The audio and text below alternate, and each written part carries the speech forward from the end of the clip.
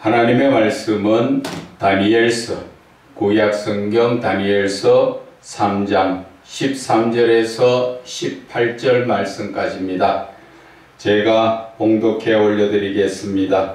느부갓네살 왕이 노하고 분하여 사드락과 메삭과 아벳느고를 끌어오라 말하며 드디어 그 사람들을 왕의 앞으로 끌어온지라. 느부갓네살이 그들에게 물어 이르되 사드락 메삭 아벳느고야, 너희가 내 신을 섬기지 아니하며 내가 세운 금신상에게 절하지 아니한다 하니 사실이냐? 이제라도 너희가 준비하였다가 나팔과 피리와 수금과 사명금과 양금과 생황과 및 모든 악기 소리를 들을 때에 내가 만든 신상 앞에 엎드려 절하면 좋거니와 너희가 만일 절하지 아니하면 즉시 너희를 맹렬히 타는 풀무불 가운데에 던져 넣을 것이니 능히 너희를 내 손에서 건져낼 신이 누구겠느냐 하니 사드락과 메삭과 아벳느고가 왕에게 대답하여 이르되 느부갓네살 왕이여, 느부갓네살이여, 우리가 이 일에 대하여 왕에게 대답할 필요가 없나이다. 왕이여, 우리가 섬기는 하나님이 계시다면 우리를 맹렬히 타는 풀무불 가운데서 능히 건져내시겠고 왕의 손에서도 건져내시리이다. 그렇게 하지 아니하실지라도 왕이여, 우리가 왕의 신들을 섬기지도 아니하고 왕이 세우신 금신상에게 절하지도 아니할 줄을 아옵소서. 아멘. 세상과 타협하지 않는 믿음이라는 제목으로 은혜를 나누고자 합니다. 오늘 이 본문의 말씀은 이 다니엘과 다니엘의 세 친구들이 이스라엘에서 이 바벨론에 그때 포로로 잡혀갔던 그 상황이었죠. 그 포로 생활을 할 때 거기에서 느부갓네살 왕 앞에 인정을 받아가지고 총리로, 또 다니엘의 세 친구들도 같은 고위직으로 하나님의 일을, 하나님의 아니라 느부갓네살의 그 일을 맡아서 나라를 정치를 했습니다. 그런데 거기에 같이 있던 원래 원주민이었던 사람들이, 그 같은 높은 지위에 있던 사람들이 시기 질투를 해서 이스라엘에서 온 사람들이 더 인정받고 포로로 왔는 주제에 왕한테 더 인정을 받으니까 어떻게 해야 그 유대인들을 없애버릴까, 그런 생각을 하고 있었지요. 그런데 마침 그들이 그 우상을 만들었지요. 우상을 만들어 놓고 절하라 하는데, 우상에 대해서 유대인들은, 온전한 믿음에 쓴 사람들은 우상에 절하지 않지요. 그것은 10계명의 제1계명이 뭐예요? 나 외에 다른 신을 섬기지 마라. 그리고 2계명에는 하늘에 있는 것이나 땅에 있는 것이나 또 땅 속에 물의 속에 있는 어떠한 것들도 만들지 말고 거기에다가 절하지 말아라. 그렇게 확실하게 계명에 말씀해 놓은 것을 이 유대인들은 알기 때문에, 비록 지금 느부갓네살 왕 앞에 포로로 잡혀가가 살고 있는 입장이지만 그들의 신앙은 하나님을 믿는 온전한 믿음의 신앙이었다는 것입니다. 그래서 하나님의 말씀을 따라 죽으면 죽으리라 순종하는 모습이 나오지요. 오늘 이것이 믿음이라는 것이지요. 우리가 믿는 믿음과 지금 이들이 믿는 믿음 자체를 우리가 가만히 한번 생각해 봐야 합니다.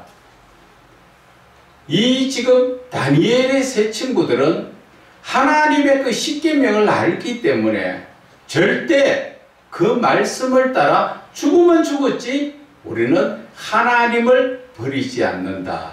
하나님만을 우리는 섬기지 다른 신들에게 우리는 그것을 섬기지 않는다 하는 것을 마음에 확실하게 새겨져가 있지요. 그래서 오늘 다니엘의 세 친구를 죽이기 위해서, 그래서 신을 만드는 우상 신에게 절하라. 그리하지 않으면 너희들은 지금 풀무불 속에 집어넣어서 태워 죽여버리겠다.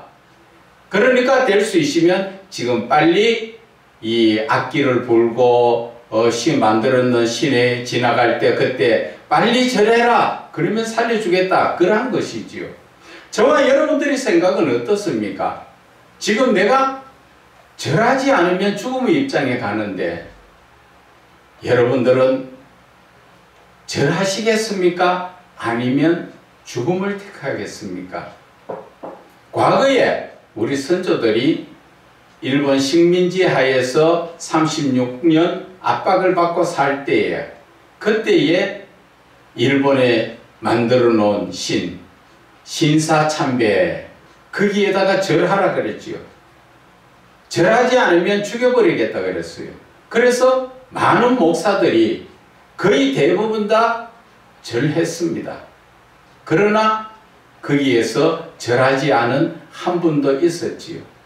그래서 지금까지도 우리가 뭐 신사참배에 가다하지 않은 우리가 정통이다 이러한 얘기들을 하고 있는데 우리의 현실적 삶을 돌아볼 때 믿음이 있느냐 하는 것입니다.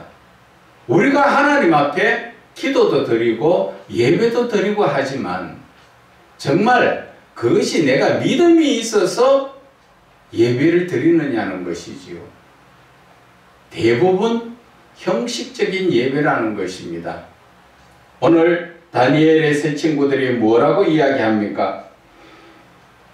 너희가 만일 절하지 아니하면 느부갓네살 왕이 이야기하죠. 너희가 만약에 내가 만든 신에게 절하지 아니하면 너희를 맹렬히 타는 풀무불 가운데 던져 넣을 것이다. 그러면서 하는 말이 능히 너희를 내 손에서 건져낼 신이 누구냐 그렇게 말하죠. 그렇게 이 다니엘의 세 친구들이 이야기합니다. 왕에게 대답하여 이르되 느부갓네살이여 우리가 이 일에 대하여 왕이 대답할 필요가 없습니다. 당신이 나를 갖다가 집어넣든지 말든지 그건 당신 사정이니까 알아서 하세요. 우리는 그런 우상에게 절하는 사람 아닙니다. 그렇게 이야기하면서 뭐라고 또 뒷말합니까? 17절에 왕이여 우리가 섬기는 하나님이 계시다면 우리를 맹렬히 타는 풀무불 가운데서 능히 건져내시겠고 왕의 손에서도 건져내실 것입니다. 그러면서 18절에 그렇게 하지 아니하실지라도 내가 섬기는 하나님이 나를 구해내지 아니하실지라도 나는 당신들 만들어 놓은 우상에게 절하지 않겠다는 것이죠.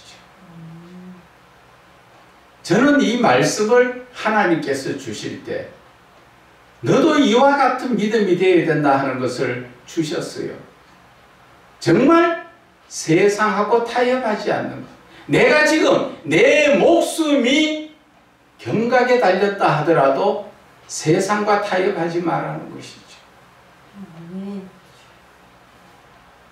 우리가 입술로는 예수를 믿다가 순교당하지 죽지 그런 말은 참 잘합니다. 그러나 정말 현실 앞에서 그럴 수 있을까요?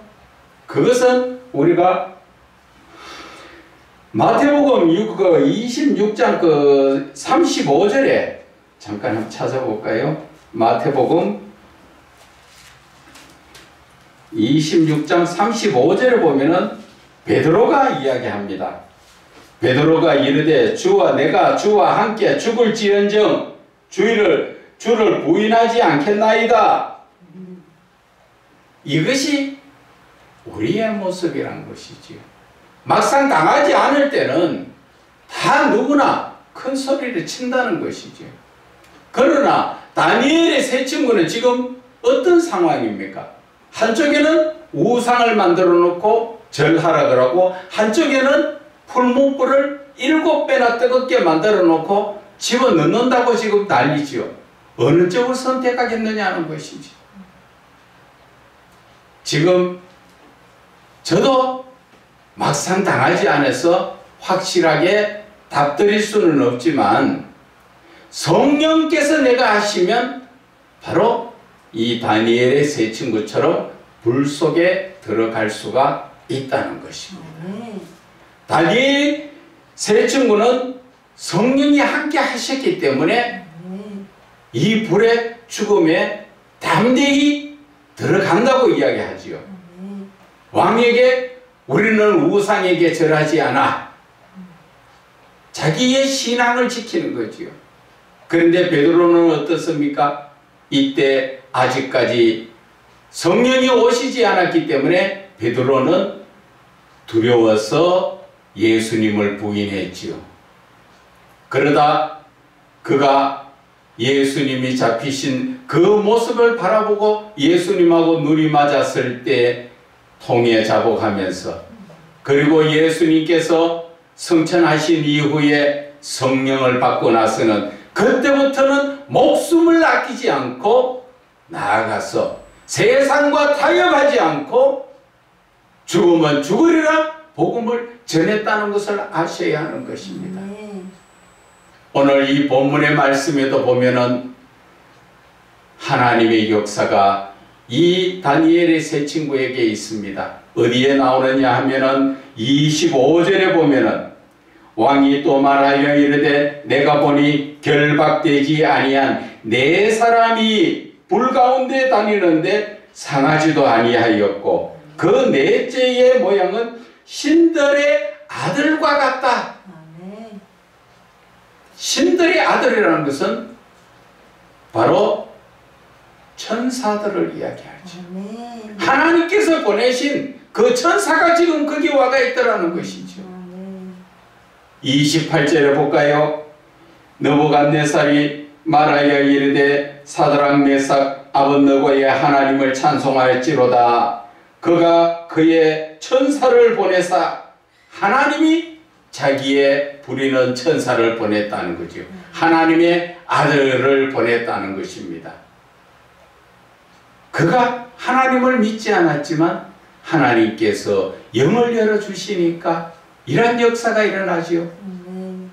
그러나 오늘 이 삶에서 바라봐야 될 것은 바로 다니엘의 세 친구들이라는 것입니다. 성령이 충만하니까 그들은 죽음을 불사하지 않습니까? 오늘 이 말씀을 저와 여러분에게 지금 드리는 것은 우리의 신앙도 죽으면 죽으리라 한 그런 신앙적 삶을 살아야 하는데 그렇지 못하고 있는 것이 사실이다, 그 말입니다. 그 말씀에 한번 우리가 누가복음 그 7장 8절의 말씀이지요. 거기에 보면은 불의한 재판관이 나오죠. 불의한 재판관 앞에 그렇게 강구하고 애쓰니까 하나님께서 뭐라 합니까? 밤낮 택하신 자들이 부르짖는 기도에 응답하지 않겠느냐. 그러시면서 하신 말씀이 인자가 올 때에 세상에서 믿음을 보겠느냐 말씀하셨다는 것입니다. 우리가 기도해서 무엇을 구하여 응답받았는가 하고 믿음하고는 다르다는 것을 분명하게 말씀하셨고, 온전한 믿음을 지금 말씀하시는데 이 온전한 믿음은 성령님이 함께 하시는 믿음을 말씀하시는 것입니다. 성령이 오시지 않으면 믿음이라고 할 수 없고 믿음의 삶을 온전히 살아갈 수 없다는 것을 오늘 말씀하여 주시는 것입니다. 베드로도 보세요. 성령이 없을 때는 어떻게 했습니까? 예수님을 모른다고 부인했지요. 그러나 마가의 다락방에서 거기에서 성령을 받고 나서는 죽으면 죽으리라 나가서 복음을 전하지 않습니까? 우리가 또 바라보게 되면은 사도 바울을 볼 수가 있지요. 사도 바울도 역시 마찬가지입니다. 성령을 받지 못하고 하나님의 율법적인 삶, 신학적인 삶을 살아갈 때는 오히려 예수 믿는 자를 잡아서 끌고 가고 감옥에 집어넣고 심지어 죽이기까지 했지요. 이런 사람이 예수를 만나고 나니까 완전히 달라져 버리잖아요. 성령의 충만함을 받으니까 목숨을 내 목숨으로 생각 안 하지요. 사도 바울의 그 모습을 한번 봐볼까요?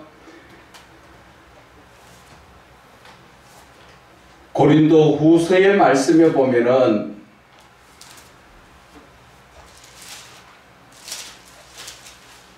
고린도 후서 11장 거기에 23절에서 27절 말씀까지를 제가 읽어드리겠습니다. 그들이 그리스도의 일꾼이냐 정신없는 말을 하거니와 나는 더욱 그러하다.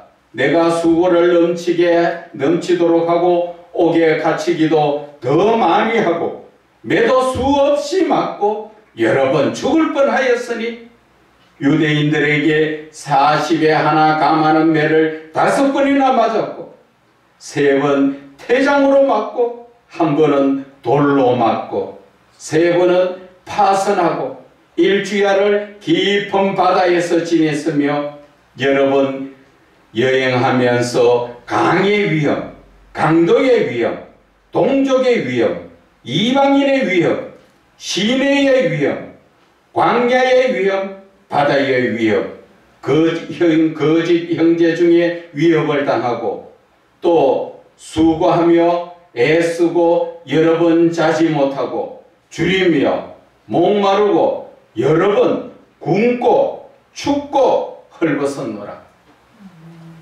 이 사도 바울의 이 모습을 들을 때 저와 여러분이라면 이 길을 갈 수 있을까요? 한 번만 죽을 뻔했으면 다시 안 하려고 하겠지요. 그러나 사도 바울이 이렇게 변화가 된 것은 왜 그럴까요? 첫째는 예수님을 만났고 그때부터 성령으로 충만함을 받았기 때문에 남이야 나를 돌로 치든지 매를 치든지 내가 그만큼 죽을 뻔해도 거기에 신경 안 쓰지요. 그는 오직 주 예수 그리스도의 그 복음을 전하기 위해서, 이것이 바로 하나님께서 우리에게 원하시는 그러한 신앙이라는 것입니다. 이러한 신앙을 갖기 위해서는 저와 여러분들이 입으로만 주여 주여가 아니라 정말 내 마음속에 성령이 오셔야 되는 것입니다. 성령이 오시지 않으면 성경에 나와 있지요. 이 백성은 입술로는 나와 가까운 것 같으나 그 마음은 멀다고 말씀하신 거예요. 그것이 지금 저와 여러분의 현실적인 지금 믿음입니다. 여러분들 지금 솔직한 얘기로 남한테 이야기하려고 하면 부끄러우니까 자기 자신의 믿음을 한번 봐보세요. 정말 내가 하나님을 올바로 믿고 있으며 하나님의 영광을 위해서 내 목숨도 아끼지 않을 수 있습니까? 많은 사람들이 겉으로는 아멘 하고 대답하지만 속마음은 그렇지 않잖아요. 심지어 내 목숨을 하나님 앞에 드릴 수 있느냐 할 때 아멘 했던 사람이 금전적인 물질적인 이웃의 어려운 사람들이나 헌신 봉사할 때는 아까워 못하지요. 그것이 가지고 있는 재물도 아까운데 내 목숨 어떻게 하나님 앞에 드립니까? 그런 거짓된 신앙을 하나님 앞에 고백하지 마세요. 하나님은 다 알고 계시고 우리의 심령까지도 다 감찰하신다고 하나님은 말씀하셨잖아요. 그래서 누가복음 8장 25절에는 예수님이 배에 타고 있는데 풍랑이 일어서 난리가 났죠. 주님, 우리가 죽겠나이다. 그럴 때 예수님께서 일어나셔서 풍랑을 잠재우시고 하신 말씀이 뭐라 하신 줄 아십니까?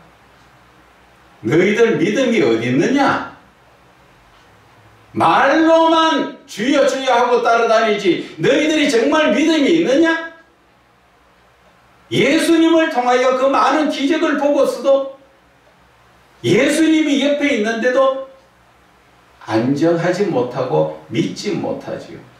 다른 말로 이야기하면 하나님이 나와 함께 하시는데도 내가 하나님을 인정하는 것이 아니라 세상 사단 마귀가 주는 불안과 초조와 불평 불만이 내 속에서 터져나온다는 것입니다. 그것이 언제나 믿음이냐는 것이지요. 우리의 온전한 믿음은 다 맡겨야 됩니다. 로마서 12장 1절의 말씀처럼 너의 몸을 거룩한 산 제물로 드려라. 이것이 바로 영적 예배니라. 하나님 앞에 내 자신을 깨끗하게 해서 하나님 앞에 드렸으면 이제 내 것은 없잖아요. 그런데도 아직까지도 내가 살아서 세상 말로 말하면 내 자아가 커서 내 생각대로 예수를 믿고 있다는 것입니다. 그러한 예수를 내 생각대로 믿고 있는 사람들이 오늘 이 다니엘의 세 친구처럼 이러한 문제가 문 앞에 생겼으면 서로 앞다투어 가서 우상에게 절할걸요. 여기에 과연 몇 사람이나 다니엘의 세 친구처럼 목숨을 각오하고 하나님을 믿을까요? 좀 전에도 말씀드렸지만 한국 교회가 그렇게 신사참배하라고 총칼을 들이댔을 때 거의 다가 신사참배했습니다. 그들이 합리화시키는 말이 뭔지 압니까? 내가 신사참배하지 않고 죽는 것보다는 내가 살아서 더 복음 전하는 게 낫지 않는다. 그렇게 자기를 합리화시키죠. 그래서 안 죽고 살아서 복음 전하는 게 그게 더 낫다. 자기 생각이죠. 하나님의 뜻이 아니라 자기의 생각대로 그렇게 예수를 믿는 사람들이 이 세상에 너무나 많고 지금 그래서 한국교회가 이렇게 겉으로는 멀쩡한 것 같지만 다 지금 속이 썩어 들어가고 있습니다. 여러분들 어떻게 해야 합니까? 하나님께서 우리에게 바라는 신앙은 어떤 것일까요? 하나님께서는 끝까지 순종하는 것을 하나님은 원하십니다. 아브라함도 하나님께서 백세에 주신 자식 이삭을 모리아 산에 갔다가 바쳐라 할 때 아멘 하고 두 말 없이 가서 그냥 바치잖아요. 그냥 그 나무 위에다가 묶어놔 놓고 하나님 여기 있습니다. 그게 아니라 정말 잡으려고 칼 들고 목을 따려고 달려드는 그 모습을 바라볼 때 하나님은 이제야 네가 정말 나를 믿는 것을 내가 알겠다 하신 것처럼 오늘 이 다니엘의 세 친구가 우상에게 절만 한번 했으면 편한 삶을 살 수 있었지만 그들은 그 길을 택하지 않고 죽음의 길을 택했지요. 하나님이 안 보고 계셨을까요? 하나님께서 그들의 마음을 하늘에서 보고 계시고 성령께서는 그들의 마음에 들어오셔서 그들의 마음이 순교하도록 그 자체를 허락하셨잖아요. 그러니까 그들이 우리는 불 속에 들어갈지언정 당신들이 만든 그 우상 신도 아니야. 거기에다 내가 왜 절하느냐.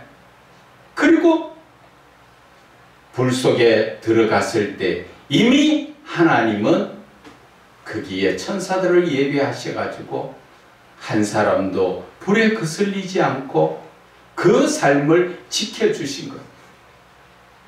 오늘 하나님께서 원하시는 우리에게 대한 신앙, 그것은 죽음은 죽으리라 하는, 하나님의 영광을 위해서 죽으리라 하는 자는 살 것이요 살려고 발부둥치는 자는 그 영혼이 죽는다는 것을 우리는 깨달아야 하는 것입니다.